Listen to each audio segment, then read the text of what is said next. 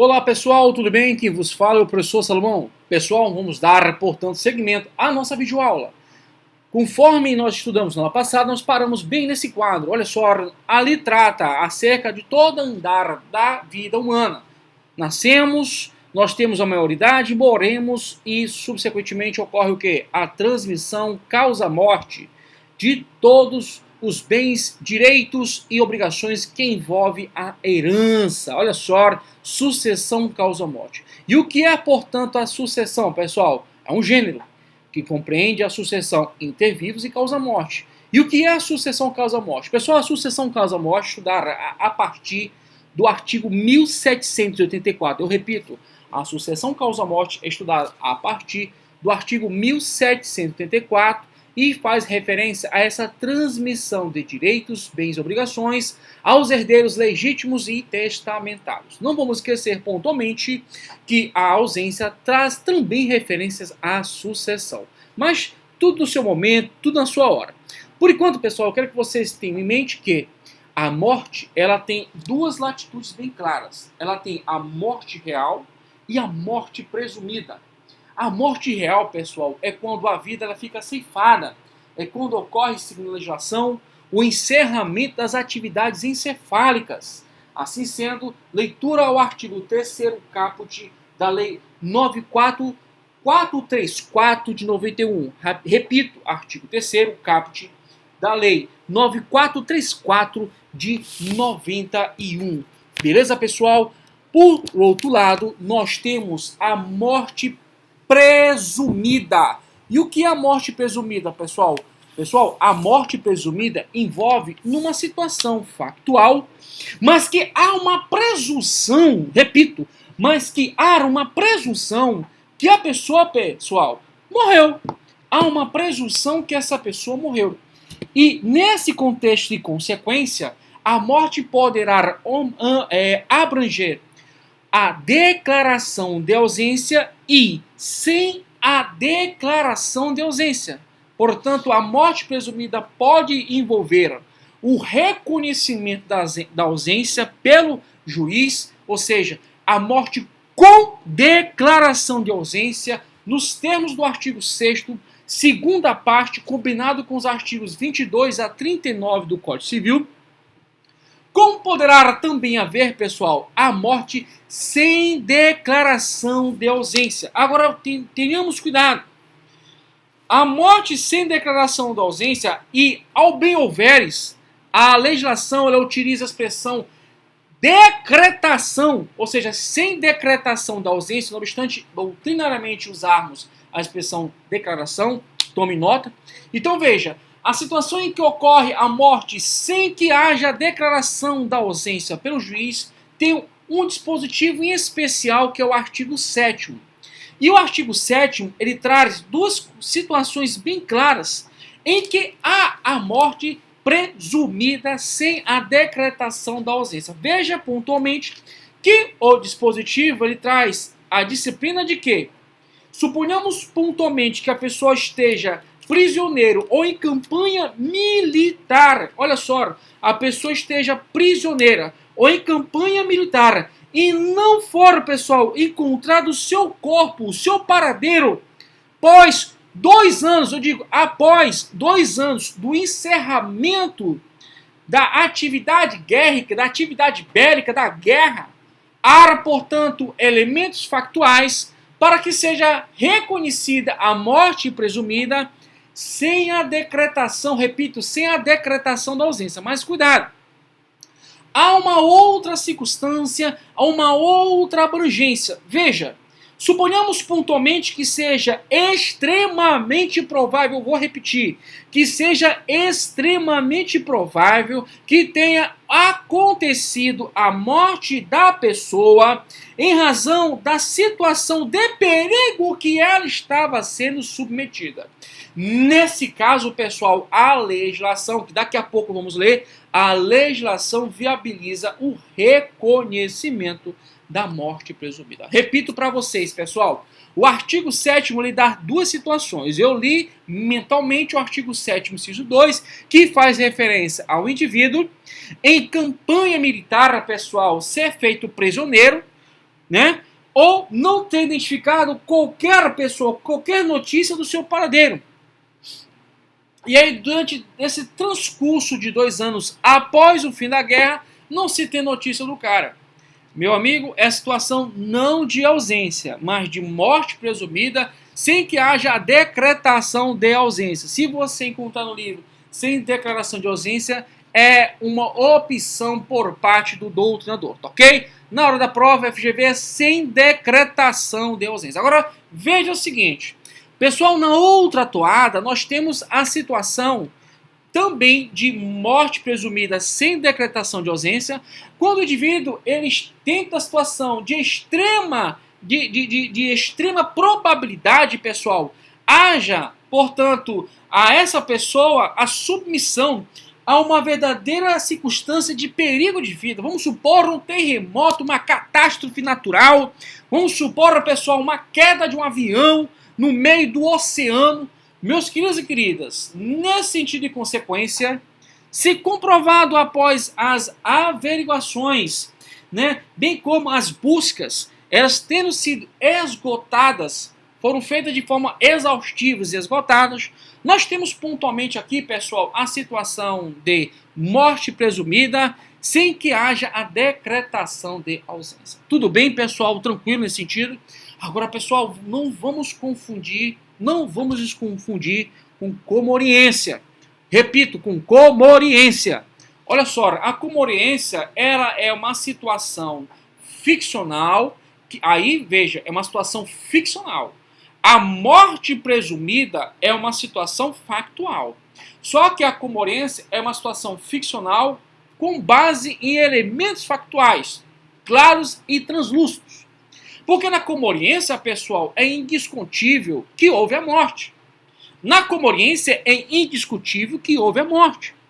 Então vamos supor pontualmente que haja uma colisão veicular e infelizmente, eu repito, haja uma fatalidade entre um pai e um filho. Muito triste. Então veja, há uma fatalidade. A morte, o ceifar da existência física dessa pessoa, comprovada por laudo médico pericial, em que houve o encerramento das atividades encefálicas. Assim sendo, pessoal, nesse caso pontual e triste, por confessar, não há como o perito dizer, olha, morreu este, morreu aquele, não há.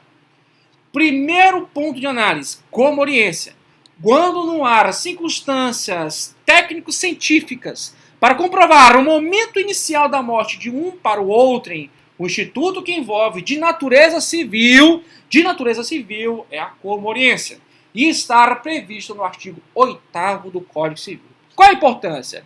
Gente, muita. A importância da comoriência, ela transmite a certeza de que há a transmissão, portanto, pessoal, dos bens em razão do droid de Saicine, considerando que ambos, nesse caso do nosso exemplo, pai e filho, morreram simultaneamente. Mas, professor, não tem nada que me leve a crer que o primeiro morreu um, morreu outro. Sim, mas a importância aqui é um outro direito, que envolve, como vimos, pessoal, o direito de família, a dignidade da pessoa humana, envolve de forma clara e translúcida também, pessoal, um direito de ordem material, a propriedade.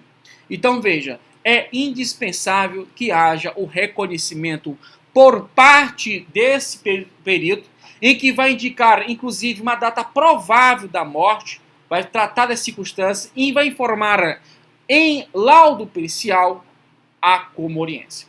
Assim sendo, pessoal, lá no final, no último slide, eu peço para vocês me acompanharem ao slide número 105 do nosso material de apoio, lá embaixo. Professor, por que o senhor faz essa palhaçada aqui de vai para cima e para baixo? Rapaz, é a minha cabeça, é meu raciocínio, fica calmo. Eu estou te ajudando. Isso aqui tudo está na minha cabeça. Olha aqui. Meus amigos e minhas amigas, olha o artigo 8º aqui. Já leio o 7º. Tenha calma. Olha o que diz o artigo 8º. Se 2 ou mais indivíduos falecerem na mesma ocasião, não se podendo averiguar se algum dos comorientes precedeu aos outros, presume-se simultaneamente mortos. E aí eu te trago uma situação bastante peculiar, pessoal. Olha só. Aqui vamos imaginar, nesse gráfico aqui do slide número 105, tá ok? Talvez por coincidência, realmente não, 105, mas a página, deixa eu ver aqui. A página desse material aqui de vocês é a página 53. É a última folha da apostila 1, de outras mais que vocês vão ter. Inclusive nós temos também uma bateria de questões OAB, FGV e outros concursos acerca de sucessões, que vai ser objeto de nossos próximos encontros. Vamos aqui, olha só. Vou focar, portanto, no exemplo aqui de vocês aqui, ó. Desse exemplo primeiro aqui, ó. Amplia na tela. Olha só esse exemplo aqui. Meus amigos, olha aqui para a tela. Herdeiros do mesmo casamento ou união estável. Não vamos esquecer, pessoal, que o próprio STF reconheceu a inconstitucionalidade do artigo 1790. Mas vamos já explicar isso mais à frente. Veja nesse caso pontual, pessoal, que foi deixado quantos herdeiros? Foi deixado quantos herdeiros? Deixado quantos herdeiros? 4 herdeiros. 4 herdeiros. AB1, AB1, AB1, AB1. Tá claramente que isso aqui foi um erro de digitação do professor, né? Que a ideia seria AB1, AB2, AB3 e AB4. Desconsidera aqui. Desconsidera, meu amigo. Olha só, herdeiro do mesmo casamento ou união estável. Meus amigos, quando ocorre a comoriência, olha aqui o exemplo, casal, casamento, união estável, quando ambos ocorre o falecimento deles, pessoal, significa dizer que ambos, portanto, pessoal, morreram simultaneamente. O resultado da equação disso aqui, pessoal, é que a herança, em razão dessa linha de ancestralidade, vai ser dividida irmãmente para 1/4 a cada um dos herdeiros. Agora, pessoal, voltando aqui, vamos aqui para o outro caso aqui, vamos para outro exemplo. Olha aqui, olha aqui. Pessoal, não tem a história, das vezes acontece, das partes, ele ou ela, já tem um herdeiro? Não pode acontecer esse caso, pessoal? Pode. Então veja, olha o que ocorre. Primeiro que eu quero te analisar é que o A', pessoal, ele é ascendente de AC1', é de outro relacionamento. Então veja, em razão A', o que vai ficar em razão do fenômeno da comoriência? 1/3 para cada co-herdeiro de A. Então veja, AC1' vai receber essa parte aqui e os outros herdeiros 1/3 condizente a esse A'. Por quê, pessoal? Houve a morte desse cara aqui. No outro lado, pessoal, tem outra pessoa aqui, ó, Belinha. Em razão da morte de Belinha, pessoal, como é que vai ser feita aqui a divisão pontual?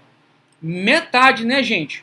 Metade. Mas vai transmitir para esse aqui, pessoal, hein? Para AC1, jamais. Porque, pessoal, é enteado. É enteado. Isso aqui, se fosse feito isso, romperia a chamada ordem de vocação hereditária. Enteado é enteado. Enteado não é filho. Enteado, você pode ter o amor e tudo. Inclusive tem decisões judiciais pontuais, reconheço. Mas a priori, se a gente enfrentar essas questões, eu quero que você tenha uma visão ainda superficial e tenha em mente. Esse cara aqui não vai irá transmitir em razão da sua morte aos bens ao enteado. O que vai acontecer, pessoal?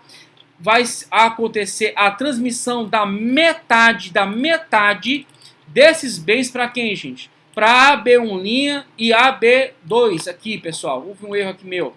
Então, AB'1 e AB'2. Então, vamos repetir. Esse cara aqui tem um herdeiro de outro relacionamento, casamento ou união estável. Esse aqui vai dividir o que, gente? Os seus bens. O A' vai dividir para esse AC1' e para os 2 filhos obtidos com Belinha. Por que isso? Comoriência. Agora vamos aqui o outro exemplo, pessoal. Olha só. Belinha. Belinha é pai ou mãe desse cara aqui? AC'1? Não, não é pai nem mãe. o que vai acontecer, meus amigos? Vai acontecer que os bens, direitos e obrigações que competem a esse acervo patrimonial, pessoal, é transmitido para quem? Para essa galera bem aqui. Beleza, pessoal? Tranquilo, tá de boa? Assim sendo, pessoal, vamos aqui entender essa situação aqui. Com a conveniência, os bens serão transmitidos aos coherdeiros, observando a relação de hereditariedade. Poder do herdeiro proveniente de outro casamento união estável ser coerdeiro da parte a que lhe compete na herança, advindo do autor da herança, ou seja, o decujus, em que estabelece vínculo de ancestralidade. Pessoal, a raiz para a gente entender muitas questões é você compreender o vínculo de ancestralidade e também, pessoal, identificar as descendências. Logo, participam os herdeiros comuns, não se confundindo com os adquiridos em outro vínculo conjugal. Não há como misturar aqui, pessoal, arroz com feijão. Cada um responde com o seu filho. Beleza, pessoal? Tranquilo? Tá de boa? Bem, pessoal, vamos aqui, portanto, voltar lá na parte inicial do nosso material. Vamos lá. Vamos voltar à parte inicial do nosso material. Acho que ficou tranquilo, né, pessoal? Tá dando para entender, né? Bem, antes de mais nada, voltando aqui, como eu falei para vocês, a gente vai analisar tudo isso aqui. Tudo isso aqui. Show aqui, pronto. Volta aqui, que olhando isso aqui, dá muita informação. Pessoal, então ficou claro essa circunstância. Eu fiquei de ler o artigo 7º, do Código Civil Brasileiro, que trata da morte presumida sem que haja o quê? A decretação de ausência. Se você encontrar no livro sem declaração de ausência, dê ok pro cara, porque é o posicionamento doutrinário dele. Mas, em medida e consequência, a literatura do Código Civil não usa essa expressão. Ele usa a expressão sem decretação. Bem, vamos aqui, pessoal, dar seguimento. Artigo 7º. Pode ser declarada a morte presumida sem decretação de ausência. Inciso 1. Se for extremamente provável a morte de quem estava em perigo de vida, vamos supor que caia um avião, um terremoto, uma catástrofe, que infelizmente, né, pode acontecer, mas ocorrendo-a é situação que vai envolver morte presumida. Vamos ver pontualmente que é indispensável, eu repito, que é indispensável que seja, pessoal, encerrada todas as buscas e averiguações. Isso está, inclusive, no parágrafo único do artigo 7º. Te acalma que nós vamos chegar lá. Artigo 7º, inciso 2. Olha o que diz. Se alguém desaparecido em campanha ou feito prisioneiro não for encontrado até 2 anos após o término da guerra. Então, o camarada está em campanha militar e ele foi feito prisioneiro, ou mesmo está em campanha militar e não foi encontrado o seu corpo, o seu paradeiro, nada dele, já transcorrido o lapso temporal de 2 anos, jovem, nós estamos diante aqui da morte presumida sem decretação de ausência. Professor, eu me confundo às vezes se é ausência o artigo 7º ou se é ausência o artigo 22. Meu amigo, o Código Civil é um livro aberto. Vamos, portanto, tirar essa tua dúvida. Para facilitar a tua compreensão, vamos aqui ao artigo 9º do Código Civil Brasileiro. Olha o que diz. Será registrados em registro público os nascimentos, casamentos e óbitos. No entendimento particular do teu professor aqui, Salomão Saraiva, eu entendo que o casamento é sim um negócio jurídico. Porque pode haver a modulação, pessoal, do fenômeno patrimonial, do regime de bens. Mas há de se reconhecer que boa parte dos doutrinadores entende que é um ato jurídico em sentido estrito. Ok? A boa parte da doutrina que entende que é um ato jurídico em sentido estrito. Tudo bem? Dando seguimento, nascimento e óbito, né, morte é a mesma coisa, né? Óbito, morte é a mesma essência, tá? Só que óbito aqui, pessoal, significa morte real. E a morte real, como o nascimento, são fatos naturais ordinário. Repito, ordinários. Agora, pessoal, um macete antigo. Olha aqui, ó. Lá no artigo 9º, inciso 4, ele faz uma diferenciação para ti memorizar. Olha só. A sentença declaratória de ausência e a conjunção é alternativa ou aditiva? É aditiva. E. Então, a sentença declaratória de ausência e de morte presumida. Mas não podemos jamais esquecer que, em ambos os casos, a morte é presumida. Portanto, quando há a morte presumida sem decretação da ausência, era porque é só morte presumida. Mas, se há morte presumida com declaração de ausência, significa dizer, pessoal, que é morte presumida, mas é uma morte presumida específica a o fenômeno da ausência. Tudo bem, pessoal? Tudo tranquilo? Eu acho que, só confirmando aqui, coloquei. Pronto, tá muito bonitinho aqui para você. E embaixo aqui também trouxe a informação, tá? Então, pessoal, feito isso, tá tranquilo, tá de boa. Meus queridos e queridas, vamos aqui, portanto, dar seguimento. Eu te peço para ler comigo o artigo 22 do Código Civil. E lembrar que o tema é de jurisdição voluntária. Mas, antes de mais nada, vamos entender o que é a ausência no sistema jurídico brasileiro. Vamos lá, pessoal. Ausência. Curadoria dos bens do ausente. Pessoal, pontualmente nós vamos estabelecer distinções. Vamos estabelecer claras e verdadeiras distinções. Pessoal, curador não é tutor. Curador não é tutor. Curador não é tutor. Agora veja, existe distinção entre curadoria, curatela e tutela. Já já nós vamos estudar isso aí, já já. Fica aí no gancho da curiosidade. O artigo 22 do Código Civil, meus queridos, diz o seguinte: desaparecendo uma pessoa do seu domicílio, sem dela haver notícia, se não houver deixado o representante ou procurador, e a quem caiba administrar os bens, o juiz, a requerimento de qualquer interessado ou do Ministério Público, declarará a ausência e nomear-lhe-á curador. Então veja, pessoal. O instituto aqui é da ausência. O instituto daqui é da ausência. Primeiro ponto aqui de análise.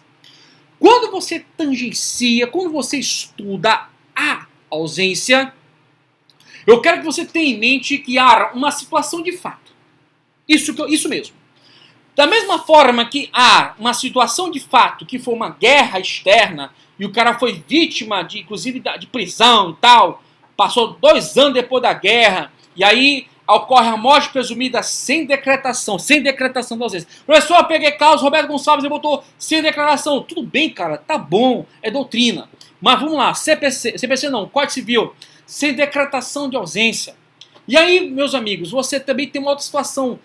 Situações em que há extremo perigo de vida, onde fica categoricamente provável que foi ceifada a vida dessa pessoa. São situações de extrema probabilidade de morte em razão do período de vida. Uma calamidade, um terremoto. Infelizmente, são fatalidades que ocorrem. Mas, em ocorrendo, o Instituto, no direito civil, no direito comum, é da morte presumida sem decretação de ausência. Mas, suponhamos que esse indivíduo, repito que esse indivíduo, por força de vontade dele, cuidado com questões que envolvem sequestro, o indivíduo, por vontade dele, ou algo que deixe bem claro que ele agiu com sua vontade, ele deixa o seu domicílio, sem deixar qualquer notícia do seu paradeiro. Repito, ele deixa seu domicílio sem deixar qualquer notícia do seu paradeiro, afastando-se, portanto, do seu domicílio. E na mesma essência, pessoal, ele não deixa nenhum procurador e não deixa nenhum representante. O cara simplesmente ele foi para o Tibete fazer as meditações espirituais, as elevações mentais, ou se preferiu, eu vou ser hippie, vou entregar tudo. Enfim, o cara sumiu. Sumiu do mapa. Veja que nesse caso, pessoal, nós temos aqui 3 pontos modais indissociáveis e intrinsecamente relacionados que vão nos instruir ao que seja ausência. Primeiro, a ausência é um instituto jurídico civilista e está no Código Civil Brasileiro previsto no artigo 22, como eu acabei de ler. E ele traz um primeiro requisito, que é o desaparecimento de uma pessoa do seu domicílio. E o que é domicílio, pessoal? Bem, o artigo 70, aí eu te peço para ler comigo, já estou com a página na mão, para ler comigo o artigo 70 do Código Civil. Olha o que diz. O domicílio da pessoa natural é o lugar onde ele estabelece a sua residência com ânimo definitivo. Pessoal, a indexação, a indicação, a expressão de vontade de ter e informar um domicílio é um ato jurídico stricto sensu, ou em sentido estrito. Veja que ele manifesta o ânimos de residir, o ânimos de morar. E como é que eu consigo indexar isso basicamente? Contas, núcleo familiar e de forma reflexa, não é todos os casos, também o município em que ele trabalha, mas não são todos os casos.